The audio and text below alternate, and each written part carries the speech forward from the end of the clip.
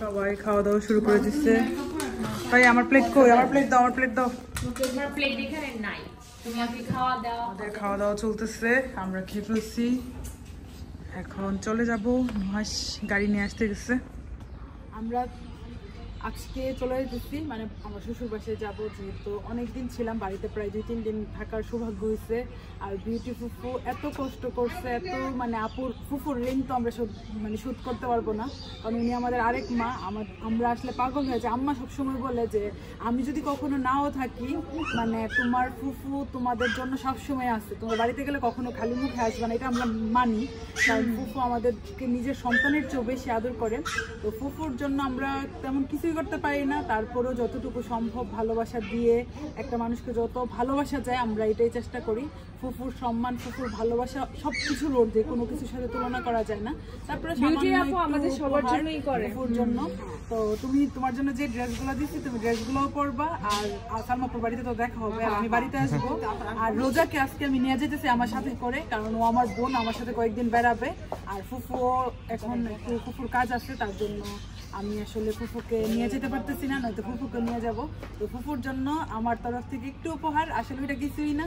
তো ফুফু মনে করো না, আমাদের জন্য দোয়া রাখবে। না মা, তোমরা দোয়া করবে আমার লাগে, এটা আসলে কিছুই না। তো ফুফু আসলে আমাদের জন্য অনেক মানে উপরের মানুষ। ফুফু সবসময় আমাদেরকে অনেক ভালোবাসা দেয়। রোজার ফুফুর কাছে দিয়ে দাও, রোজার তো এটা। তো রোজা তো আমার ছোট বোন, সে রেডি হয়ে যাচ্ছে, শাস্তি আছে। তো আর আপুর কাছে আরো কয়েকজনের জন্য দিয়ে গেছি, মানে আমার আশেপাশে যে ভালোবাসার মানুষগুলো আছে ওদের জন্য। তো আশেপাশে আমার চাচি, চাচাতো বোন, আপু সবাইকেই মানে সমান ভাগে যেন ভাগ করে দেয়, আপুকে বলছি। রোজা আসো এখানে, রোজা আসো। সে সেজে গুজে রেডি, সে আমার সাথে যাবে। সবাই দোয়া করবেন রোজার জন্য। রোজাকে তো আপনারা অনেক ভালোবাসেন সবাই। সে আসলে ভালোবাসার মতো একজন মানুষ, এত কম বয়স কিন্তু মাশাআল্লাহ অনেক গুণের মার মতো হয়েছে। রোজাকে দিয়ে দাও রোজার গিফট। আরো পাবা, আপু তো মাত্র আসছি, বেড়াবো, থাকবো, আরো দিব। আর আপু আইবা না? হ্যাঁ, আপু তো তোমাকে নিয়ে যেতেছি একবার।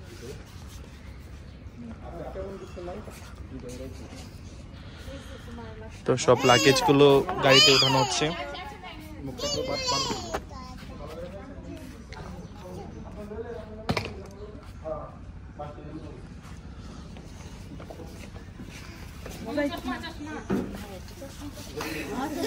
ওটা ভিডিও করছো গুড়েরটা? হ্যাঁ হ্যাঁ করছি স্যার।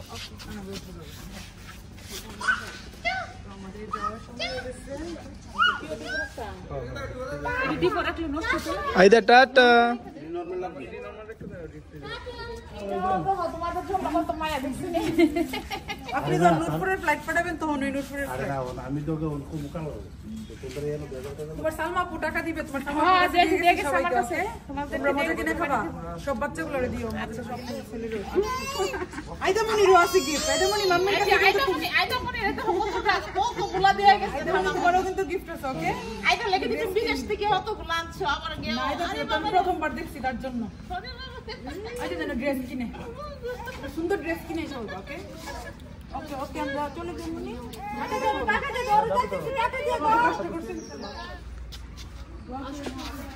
আমার ব্যাগটা এইখানে আসতে বলেছি, কান্দিস না। বাড়িতে বেশ কিছুদিন ছিলাম, এখন চলে যাব। খুব মিস করব, যেহেতু আমার ডক্টরের অ্যাপয়েন্টমেন্ট থাকে রেগুলার, তো আসলে চলে যেতে হয়।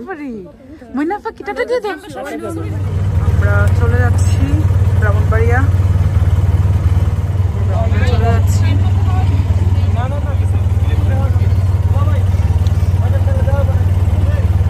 টানতেছে দেখতে বানাই দিব না। আচ্ছা আচ্ছা দান দান দান সবাই। হ্যাঁ ওকে তুলার ব্যবস্থা না? হ্যাঁ তুলার ব্যবস্থা।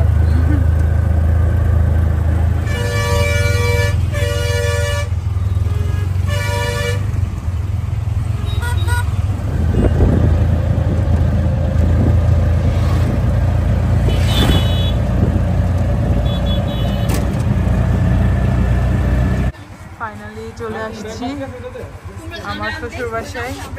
আম্মু আচ্ছা আমার শ্বশুর বাড়িতে কিন্তু একা আসি না, দল বল নিয়ে আসছি।